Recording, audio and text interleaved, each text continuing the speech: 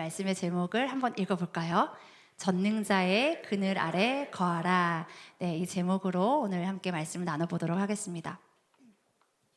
제가 어릴 적에 유독 어떤 분야의 책을 많이 읽었는데 제가 찾아서 읽은 것은 아니고 이제 친척 언니에게 물려받아서 많이 읽게 된 책들이 있었어요. 무엇이냐면 선교사님들의 일대기, 순교자들의 일대기를 담은 책이었어요.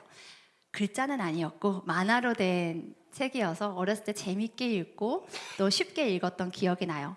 여러분들 아시는 선교사님도 있으실 텐데 조지 물러, 언더우드, 아도니람 저드슨, 허드슨 테일러, 드와이트 무디, 또 썬다싱, 또 주기철 목사님, 또 최건중 목사님 등의 이야기가 담긴 책을 많이 읽고 또 세 자매가 돌려가면서 해지도록 또 읽고 또 읽었던 기억이 있습니다.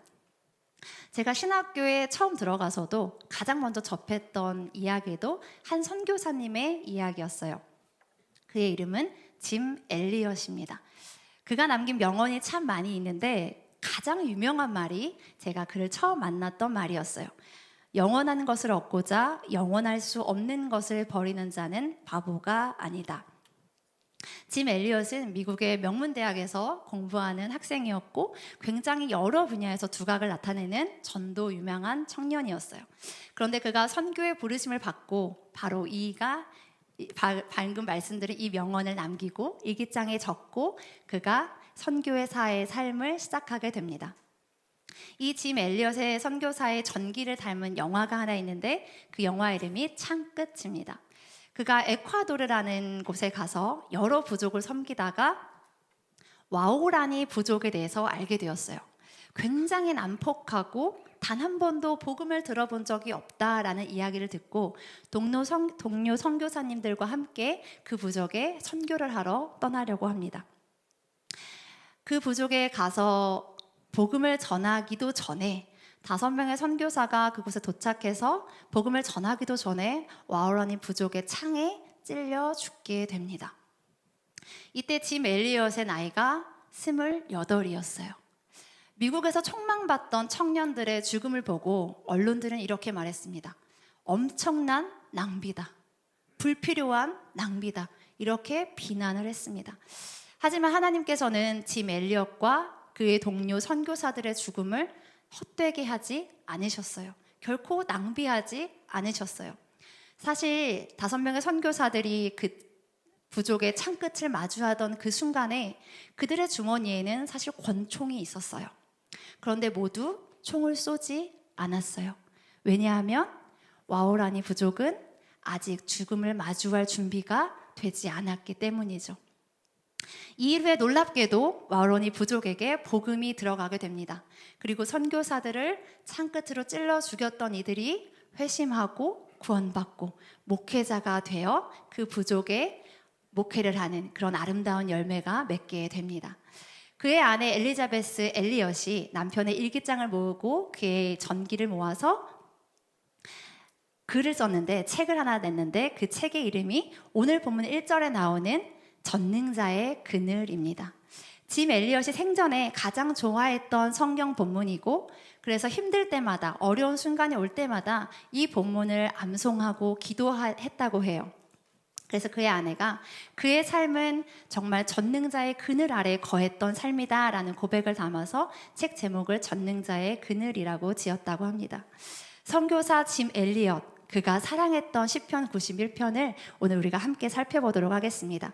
오늘 본문 시편 91편의 1절을 함께 읽겠습니다. 시작.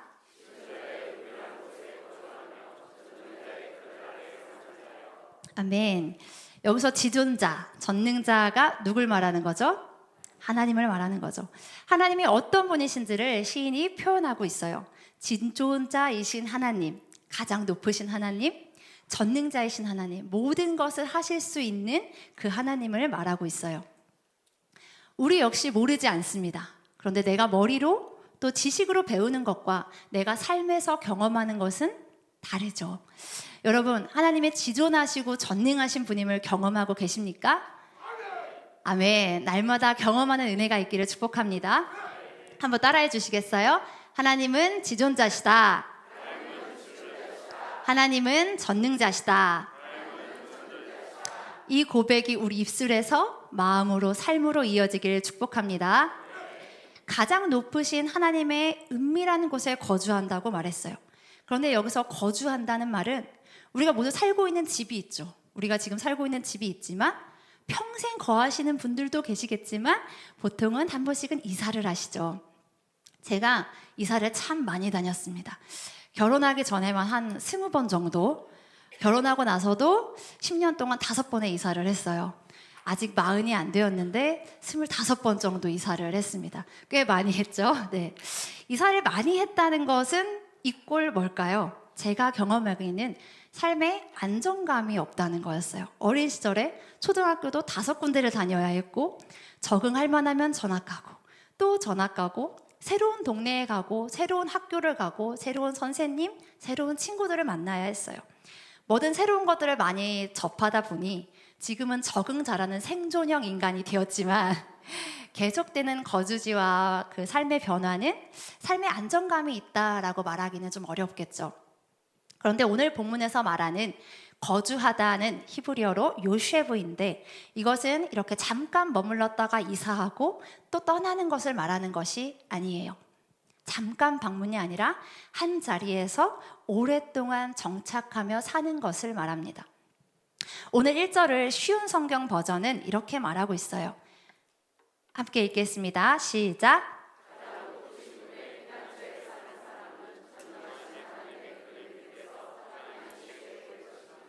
아멘.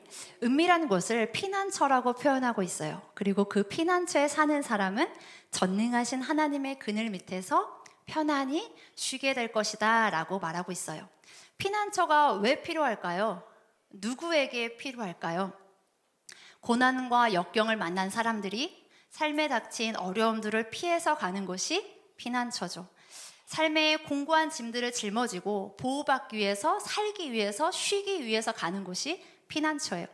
그런데 삶의 어려움이 닥쳤다고 해서 모두가 다 하나님께로 피하는 것은 아니에요. 어떤 이들은 사람에게 피하고 어떤 이들은 자신의 경험과 새로운 정보에 피하고 또 어떤 이들은 돈에 또 어떤 이들은 아예 절망 가운데로 피해버리기도 합니다. 오늘 본문 2절과 9절을 함께 읽어보겠습니다. 시작.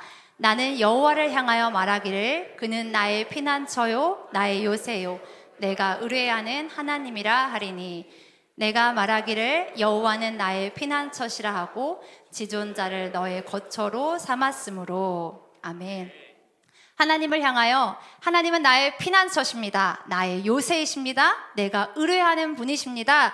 라는 고백이 있는 사람만이 완전한 하나님, 피난처이신 하나님께로 피할 수 있습니다. 아멘. 전능자의 그늘 아래 거하는 사람은 지존자를 나의 거처로 삼아요. 하나님을 향한 믿음을 고백하는 거죠. 선택하고 의지적으로 선포하는 거예요. 하나님께 달려가는 것입니다. 내가 그 안에 있음을 또다시 확인하는 거예요. 바로 이런 자들에게 지존자의 은밀한 곳, 전능자의 그늘 아래 거하는 쉼을 얻는 은혜가 주어지리라 믿습니다. 그곳에 거하는 것의 시작은 바로 우리의 믿음의 고백에서부터 출발합니다. 한번 따라해 주시겠어요? 하나님은 나의 피난처십니다. 아멘. 우리에게 두렵고 아프고 눈물 나는 일들이 닥쳤을 때 입술을 열어 하나님께 고백하는 은혜가 있기를 축복합니다. 피난처이신 하나님께 달려가는 은혜가 있기를 주님의 이름으로 축복합니다. 그리고 이제 3절에서 7절까지를 한번 보면 인생에 닥칠 수 있는 온갖 위험들이 쭉 나열되어 있어요. 눈으로 한번 성경책 보시면서 들어보세요.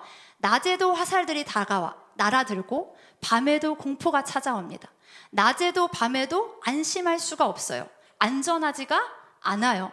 밝을 때도 갑자기 닥쳐오는 재앙이 있고 어두울 때도 퍼지는 전염병이 있다고 말합니다.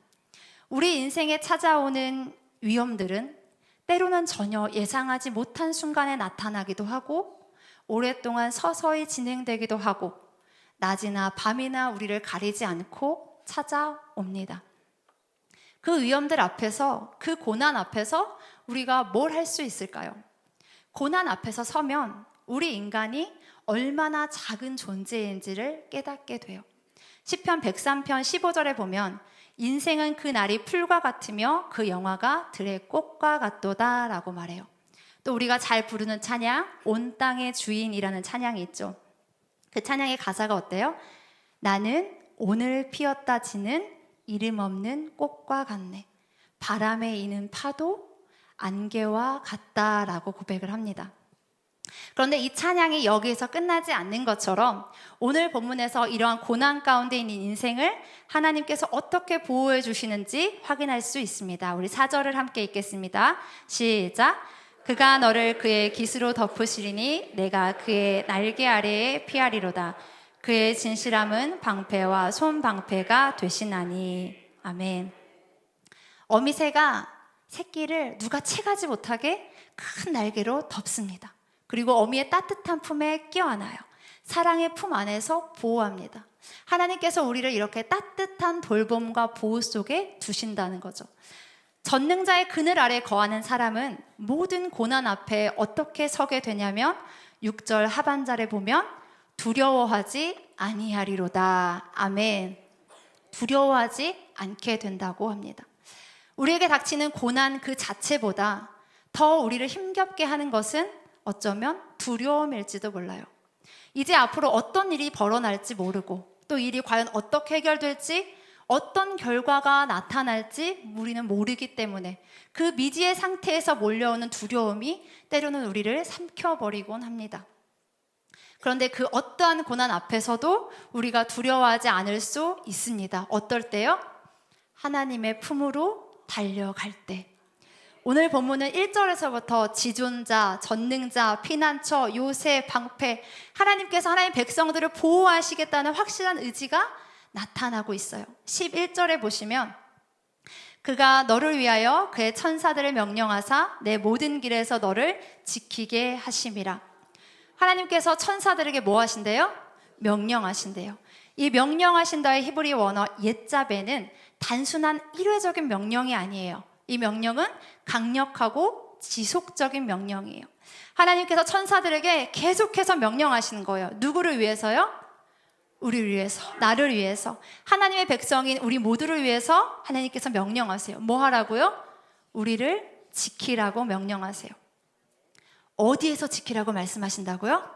너의 모든 길에서, 우리의 모든 길에서 우리를 지키라고 말씀하셨어요. 여기서 내 모든 길은 우리의 오늘 하루뿐만 아니라 내일도 또 내일도 우리의 일상의 하루하루 걸음 하나하나를 말합니다. 우리가 살아가는 모든 순간에 우리를 지키도록 명령하셨어요. 하나님께서 우리를 지켜주십니다. 끊임없이 구체적으로 강력하게 우리를 보호하고 계십니다. 그래서 12절에서는 천사의 손으로 우리를 붙들어 발이 돌에 부딪히지 않게 하시고 13절에서는 사자와 독사조차 우리 발 아래 눌린다고 선포합니다. 우리 삶에는 부딪혀 넘어지게 하는 돌들도 많이 있어요. 그리고 우리를 위협하고 두렵게 하는 사자와 독사도 있어요. 그런데 그 모든 것들이 실제로 존재하지만 우리 삶에 나타나지만 그것들에게 넘어지지 않고 잡혀먹지 않을 것이라고 오늘 말씀하고 있습니다. 사자와 독사를 한번 생각해 보세요. 조금 무서워요? 겁나게 무서워요? 겁나게 무서워요. 우리 눈앞에 있다고 한번 생각해 봐요. 얼마나 무섭겠어요. 죽음의 공포를 느끼게 하는 존재들이잖아요. 이렇게 내 삶에 찾아오는 환난, 어려움, 사단의 영적인 공격들이 내 삶에 있다고 해도 누가 보호하신다고요? 하나님께서. 전능자의 그늘 아래 거하는 사람은 하나님께서 보호하신다고 약속하셨습니다. 시편 91편은 하나님께서 직접 하신 말씀으로 마무리를 맺습니다. 우리 14절에서 16절까지 함께 읽겠습니다. 시작. 하나님이 이르시되 그가 나를 사랑한즉 내가 그를 건지리라. 그가 내 이름을 안즉 내가 그를 높이리라. 그가 내게 간구하리니 내가 그에게 응답하리라. 그들이 환난 당할 때에 내가 그와 함께하여 그를 건지고 영화롭게 하리라. 내가 그를 장수하게 함으로 그를 만족하게 하며 나의 구원을 그에게 보이리라 하시도다. 아멘. 하나님의 우리를 향한 약속입니다. 아멘. 우리의 슬픔도 아픔도 기쁨도 하나님께 고백하며 하나님의 살아계심을 경험하며 사는 모든 자들이야말로 진정 하나님을 사랑하는 자들이고 하나님을 아는 자들일 줄 믿습니다. 하나님의 사람들도 고난을 겪어요. 이 땅에 사는 모든 인생은 고난을 겪습니다. 누구도 예외가 없어요. 그런데 그 고난 가운데 환난을 당할 때에 하나님께서 함께하여 건져주신다고 약속하셨어요. 하나님을 사랑하는 자에게 약속하셨어요. 내가 건지리라. 하나님을 아는 자들에게 약속하셨어요. 내가 높이리라. 하나님께 간구하는 자들에게 약속하셨어요. 내가 응답하리라. 저희가 서울에 있을 때 여름 휴가 때 종종 갔던 곳이 있어요. 가평의 필그림 하우스인데 수도원 같은 조용한 기도원이라고 생각을 하시면 돼요. 그곳에는 특별한 장소가 있어요. 여기 때문에 이곳을 가는 건데 바로 철로 역정에 순례길이 조성되어 있어요. 세계적인 기독교 고전 소설인 철로 역정의 이야기가 이곳에 그대로 재현되어 있는 것이거든요. 이 철로 역정의 이야기를 짧게 설명하면 주인공 크리스찬이, 이름이 크리스찬이에요. 죄의 짐을 벗어버리고자 시온을 향해 떠나는 여정을 담은 이야기예요. 그가 온갖 고난과 환난과 역경을 딛고 일어서고 또 하나님의 보호하심을 경험하면서 결국은 천국에 입성하는 이야기인데 그 소설의 배경과 장소들이 눈앞에 펼쳐져 있는 것처럼 잘 조성이 되어 있어요. 소설에서 제가 가장 감명 깊게 읽었던 장면이 있는데 주인공인 크리스천이 정말 여러 가지 사건을 경험하면서 고난을 헤치고 아름다운 집, 미궁이라고 하는데 미궁 앞에 서서 그곳에 들어가서 이제 쉬려고 하는데 그 길 앞에 2마리의 사자가 양쪽에서 그를 기다리고 있어요. 무서운 소리로 포효하며 날뛰고 있는 모습을 그가 마주하게 됩니다. 얼마나 무서웠겠어요? 그때 크리스천이 포기하고 돌아서려고 해요. 여기서 포기하면 천국으로 가는 길을 멈추는 것과 같아요. 그런데 그가 포기하고 돌아서려고 할 때 그 아름다운 집 미궁에 있던 문지기가 그에게 크게 소리칩니다. 사자를 무서워하지 마라. 사자는 사슬에 매여 있다. 그러고 사자를 보니 사자들은 사슬에 매여서 크리스천에게 달려들 수가 없던 거예요. 그 길 가운데로 똑바로만 걸어가면 사자로부터 안전했어요. 그 장면이 똑같이 재현된 그 철로역정 순례길에 저희 세 식구가 걸어가는데 이제 그때 진리가 3, 4살 정도였어요. 큰 사자의 모형이 막 으르렁거리고 막 날카로운 이빨이 드러나고 있는 그 모형 앞에서 굉장히 무서워하는 거예요. 진짜가 아닌데도. 또 스피커에서 들리는 그 포효하는 소리를 듣고 무서워서 못 걸어가는 거예요. 울기 직전이에요. 진짜가 아닌데도. 그래서 결국은 아빠가 안고 그 길을 건너갔어요. 그 모습을 보면서 제 마음에 참 감동이 되었는데 우리 역시 눈앞에 닥친 사자들을 보면서 겁을 먹고 두려워합니다. 하나님의 손 아래에 있는 사자들인데도 불구하고 이미 하나님께서 묶어두신 사자들인데도 불구하고 그것을 모르고 또는 아직 보지 못하면 여전히 두려워하며 살아갈 수밖에 없는 우리 연약함을 또 보게 돼요. 우리 삶에 나를 집어삼키려는 수많은 사자들이 있다 할지라도 그 사자들은 사슬에 매여 있는 존재입니다.